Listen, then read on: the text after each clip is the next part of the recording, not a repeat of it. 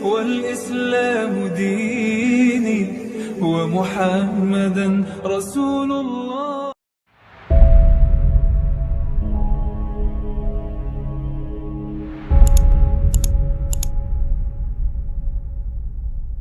Tadi ada sebuah doa Nabi dalam sebuah riwayat hadis, mengapa Rasulullah mengatakan bahwa saya itu miskin gitu kan. Padahal Rasulullah itu kan sudah dinyatakan makhluk yang tidak kekurangan apa-apa. Minta aja pasti dikasih, nggak minta juga dikasih, tapi Rasulullah tidak. Maka sesungguhnya di balik itu ada makna tersirat, Rasulullah sesungguhnya kaya gitu. Tapi dia selalu rendah diri, kemudian dia tundukkan diri. Ini sebagai pembelajaran bagi kita umatnya, bahwa kita tuh jangan memiliki sesuatu yang berlebihan. Saya kira begitu ya. Ya aku jawabannya kayak banget milih sing ndi ngono ya. Kayak banget dari filosofi, dari dialektika, dari logika semua bisa, dari nas-nas juga bisa. Jadi gini loh Mas. Ini jawaban pribadi ya. Saya itu andaikan saya kaya, saya akan hidup secara miskin. Saya. Dan sampai hari ini saya hidup secara miskin. Saya tidak tahu saya kaya apa tidak. Tapi saya hidup secara miskin. Makan saya cuma seperti itu. Tempat tidur saya seperti itu. Saya masih cuci sendiri. Saya masih korah-korah di dapur. Saya tidak punya pembantu. Saya nyetir sendiri. Gitu ya Mas ya. Kecuali jarak jauh mereka tidak tega sama saya. Jadi saya hidup secara miskin. Itu satu ya. Andaikan saya kaya, tidak akan saya pakai kekayaan untuk menghidupi saya. Karena saya pribadi memilih untuk hidup secara miskin, biasa saja sampai hari ini. Ya Mas ya. Dan saya tidak pernah meningkat loh budaya saya. Kita ngono iku. Ya tempe, wis kuakui lah. Gitu ya. Dan saya masih hidup seperti di pesantren dulu kok sampai hari ini. Tidur di kasur tuh malah nggak enak. Saya bisa kok tidur di kursi bangku sekolah begini lagi, guys. Saya pagi tidak ada masalah saya. Saya tidur dalam posisi apapun tidak ada masalah karena tidur bagi saya adalah peningkatan kekuatan sel-sel saya. Semakin saya tidur enak, semakin lemah sel saya. Semakin saya tidur tersiksa, semakin memberontak sel saya sehingga menjadi lebih tangguh. Ngono dia aku. Kalau nggak percaya nanti malam kamu tidurnya gini sampai pagi. Iya. Jadi saya nomor 2 Mas, saya itu berpendapat miskin itu baik. Yang tidak boleh itu fakir. Kalau fakir harus ditolong. Tapi kalau miskin itu baik. Saya loh Mas. Kaya itu bahaya. Kadal fakru ayyakuna kufron. Al fakru di situ tidak harus kemiskinan harta. Orang yang mempertahankan kekayaan berarti dia jiwanya miskin. Orang yang masih mencari kekayaan berarti dia bukan orang kaya. Kalau orang kaya dia tidak mencari kekayaan. Orang yang mencari kekayaan pasti orang miskin, kan begitu. Sama dengan Anda hidup di dunia kok menumpuk dunia, goblok. Oh sudah di dunia kok mencari dunia. Kalau di dunia itu mencari akhirat. Gimana sih Anda ini? Wes dek kali kok. Ini kali ini. Loh sekali kok.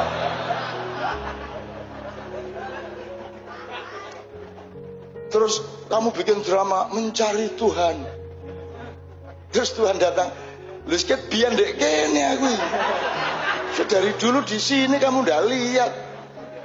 Sampai ada ngomong wali tadi ya, ada seorang waliullah di tempat saya di Mojoagung. Dia tidur telentang di tengah jalan raya, jalan lintas Jakarta Surabaya, telentang. Terus dia nangis, kayak bayi. Dia sudah tua waktu itu, sudah 70-an. Tapi dia tidur kayak bayi terus nangis kayak bayi. Polisi kan jalan macet, polisi datang. Mbah, enten napa sampean niku teng mriki niki? Anu apa sampean kok nangis niki? Gitu bahasa Jawa Timur ya. Kan macet ini. Tapi tidak ada yang berani sama mbah ini. Jadi dia kayak bayi itu loh, kayal-kayal itu loh ya. Terus ditanya beberapa kali baru dia menjawab. Wancane matane pijek kabeh. Ket mang Kanjeng Nabi rene kan sing nyopo. Dodolan tok ae raine arek-arek. Dolek bathik tok. Kanjeng Nabi iki ket mang keliling delok-delok kon gak ono sing nyopo situ-situ. Gak ono sing selawat situ-situ. Wah, aku seneng banget adegan ini, seneng banget. Gitu kan. Terus polisi ini, gila mboten ketok ya, Mbah. Sampeyan saged delok mriki mboten ketok. Lah ngene raimu ku ndelok dhuwit tok ae pintere. Mulane gak iso ketok Kanjeng Nabi. Ngono iki. Itu kejadian bener-bener. Ya apa kate ketok Kanjeng Nabi wong merak matamu iku mek dilatih nek gak ndelok dhuwit, ndelok arek wedok ayu, ndelok susu, ndelok. Mesti Kanjeng Nabi gak ketok. Oh, dioring-oring polisi ini. Ya wes ngono, terus dia kayal-kayal, akhirnya aspalnya itu pecah-pecah karena Simba itu kayal-kayal. Jadi kalau dia itu marah anjlok itu yang hancur bukan kakinya tapi aspalnya. Makanya jangan bikin saya marah. Aspal tak rusak kabeh pegalongannya.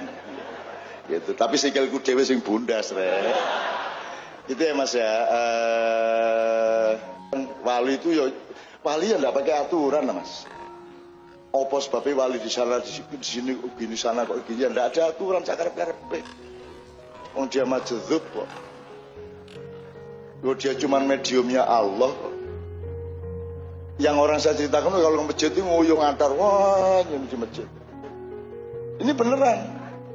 Ntar kalau selawatan bareng dia terbangnya, laren, terbangan kok tahe, beneran. Terbangin. Terus dia ngomong, wah, ini ribuan orang kan pakai sekian petromak gitu.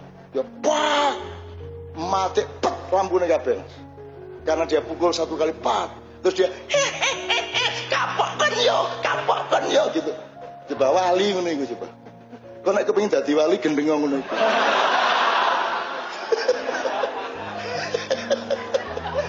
Wali kok ditakokno. Wong wali itu ana wong nagih utang lesu.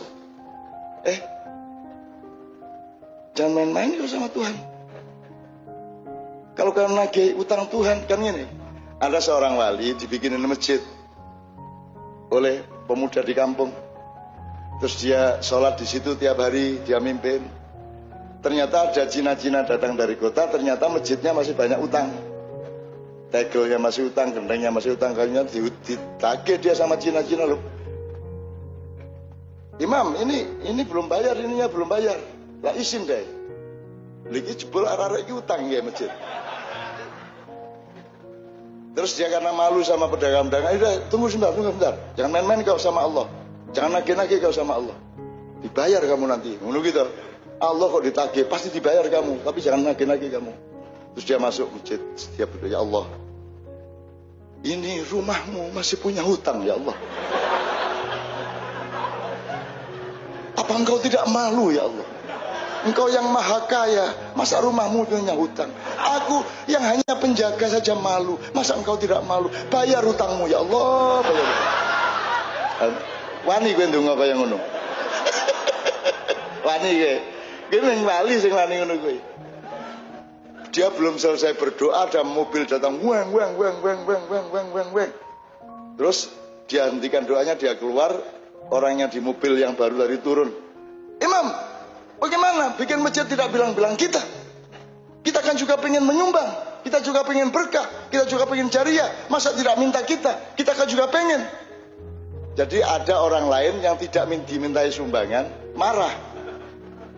Terus si imam, si wali bilang, ya sudah tuh bayar Cina-Cina itu, bayar Cina-Cina. Lu asik dah mas, ngono kuwi. Makanya Anda sama dunia itu jangan terlalu mentoyong gitu. Sudahlah, asiklah sama Allah. Semua syariat itu dasarnya asal usulnya adalah cintamu kepada Allah dan cinta Allah kepadamu. In kuntum tuhibbunallaha fattabi'uni yuhibbukumullah, kan begitu.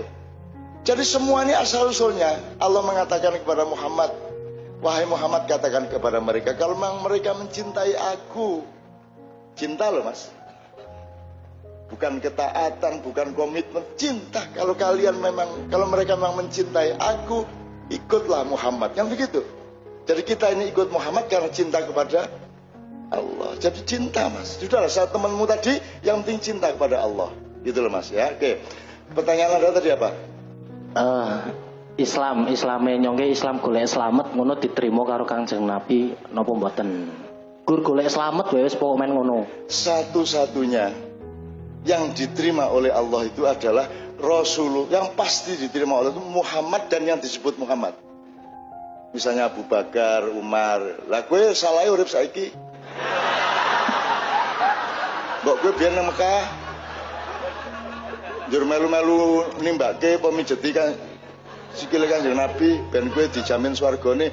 Kan beberapa sahabat dijamin surganya oleh Rasulullah. Jadi itu yang pasti. Selain itu, biar Imam Syafi'i, biar Buya Hamka, biar Ketua MUI, biar Imam Khomeini, biar siapa saja posisinya sama dengan kamu, belum tentu diterima.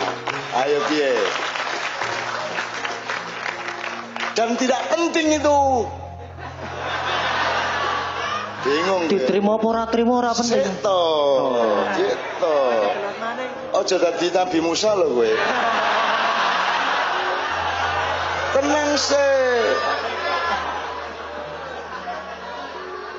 Tenang sih. Nek aku bocorke kapal didelok sik kok bocorke kapal aja takon sik.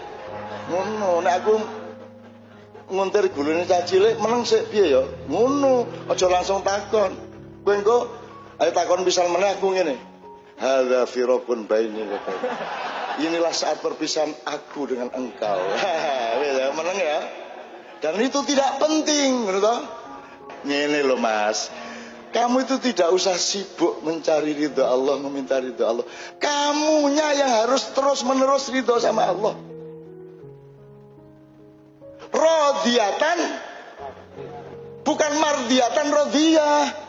Kamu yang harus memastikan setiap saat ridho kepada apapun saja yang Allah tentukan untukku. Kamu ridho, efeknya pasti diridhoi. Masa ya Allah ridhoilah aku, ridho jaluk tok kon dhewe gak ridho. Kan begitu? Bener gak logikanya? Ayo takon meneh. Bener gak? Jadi jangan sibuk memohon ridho Allah. Habiskan waktumu untuk meridhoinya. Sudah pasti kalau engkau ridho Allah meridhoimu, kan begitu. Jadi kan ya ayyatuhan nafsul mutmainnah. Terus irji'i ila rabbiki radiyatan mardiyah. Loh, radiyatan sik baru. Lah kamu itu sibuk mardiyah. Lo mardiyah wis rabi kedian ayo.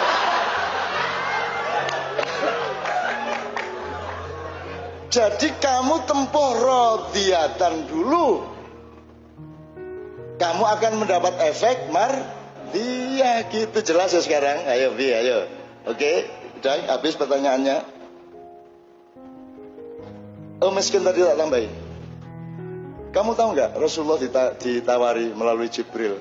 Jibril bilang sama Muhammad, kalau dia mau jadi raja yang kaya raya seperti kakeknya Sulaiman alaihissalam, untuk menjadi mulkan Nabi, ya, raja yang kaya raya, maka wahai Jibril, siapkan semua infrastrukturnya.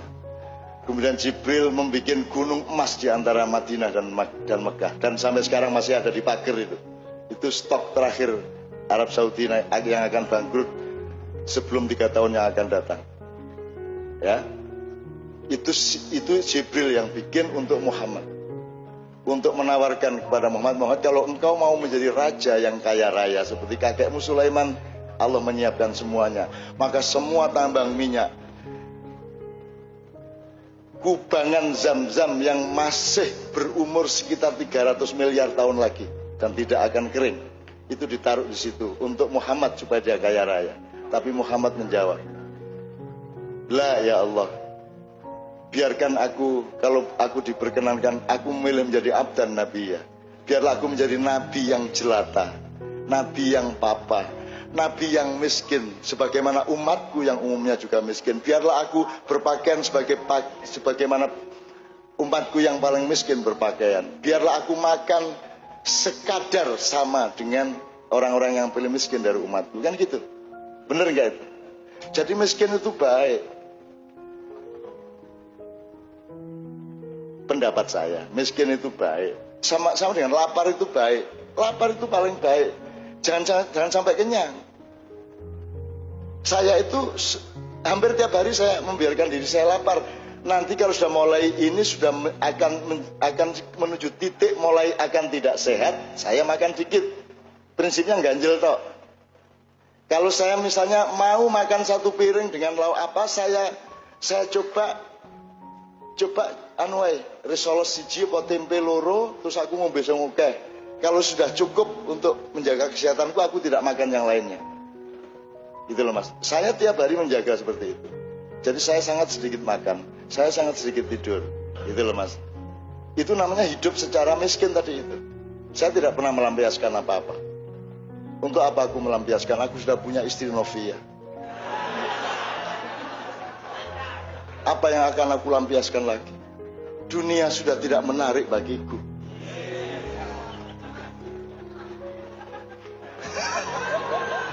Lelah enak teman nek duluran nih Mas ya. Gitu oke. Terakhir ya oke. Sekarang waktu tinggal sedikit. Bapak saya mau tanya, ini langsung kita akhiri atau kita kasih tenggang sedikit untuk sholawatan? Oke, aku jaluk nada nih. Tapi aku dewangi karena saya teriak-teriak agak kurang kontrol saking cintanya aku kepadamu semua.